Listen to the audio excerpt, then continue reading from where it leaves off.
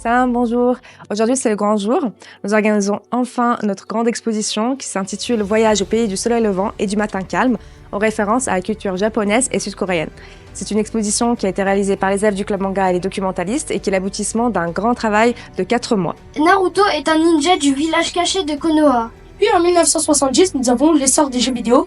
Les élèves ont pu exposer devant les parents d'élèves ainsi que le vice-consul japonais et le référent culturel japonais tous leurs travaux sur la K-pop coréenne, la culture japonaise dans toutes ses facettes, donc notamment la gastronomie japonaise, le mariage au Japon, ainsi que tout ce qui est en lien avec les mangas évidemment. Séoul devient alors une capitale économique, politique et culturelle. Et de notre côté, nous avons également organisé toute une exposition sur les estampes japonaises, le japonisme, ainsi que les arts traditionnels japonais, comme les arts floraux, tout ce qui est kinzuki, etc.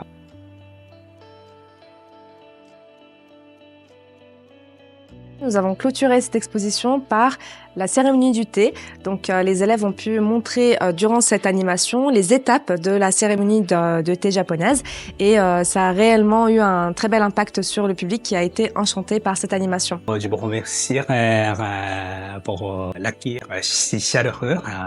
C'était très impressionnant. Donc, je voudrais vraiment dire bravo à tout le monde qui a contribué à cette exposition. En tant que consulat de Japon, nous avons pas mal de missions, mais une des missions qui est plus importante, c'est de promouvoir la compréhension mutuelle entre le Japon et la France. Dans ce contexte, le concours de vos élèves est indispensable. Je vous assure qu'ils sont déjà à niveau l'ambassadeur ou l'ambassadrice. Donc, je souhaite une bonne continuation. Merci. De bas en haut, Kitsuzuki. D'accord, ça fait bien. Merci beaucoup. Ensuite, donc, le public a pu assister à une conférence donnée par Monsieur Birem sur l'impact des mangas sur la jeunesse, donc au niveau culturel, mais aussi au niveau de la transmission des valeurs. J'ai ici aujourd'hui de présenter le manga comme un art, comme une discipline en quelque sorte dans la culture japonaise, très présente dans la vie quotidienne de nos enfants, de nos jeunes aujourd'hui, sur comment le manga il peut être un transmetteur de valeurs pour nos jeunes.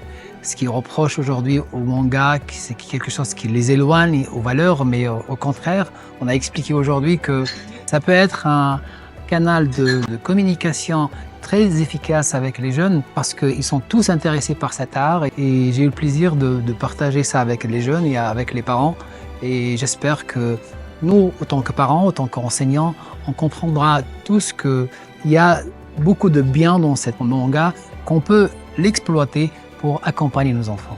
Les élèves ont pu nous montrer une multitude de facettes de ces deux pays. Ça a été un réel engouement. On a pu sentir tout leur enthousiasme à travers leur présentation et pour ça, on peut féliciter les élèves. Bien évidemment, une pensée à Madame Shehada et Madame Talahi qui ont fourni un travail titanesque avec les élèves cette année. En plus de l'année précédente, il y a une réelle continuité dans le travail qu'elles ont proposé et j'espère que les enfants s'en souviendront pendant encore longtemps. Bravo pour tout ce travail. J'étais ravie d'être là aujourd'hui. De Liège, on est venu exprès pour participer à cet événement qui a été vraiment une agréable surprise et qui m'a conforté dans l'idée de l'importance de la place du manga dans la vie de la jeunesse et de nos jeunes qui aiment vraiment cette culture et qui, comme on peut le voir ici, à partir de la culture manga, sont tombés amoureux de la culture japonaise de manière générale.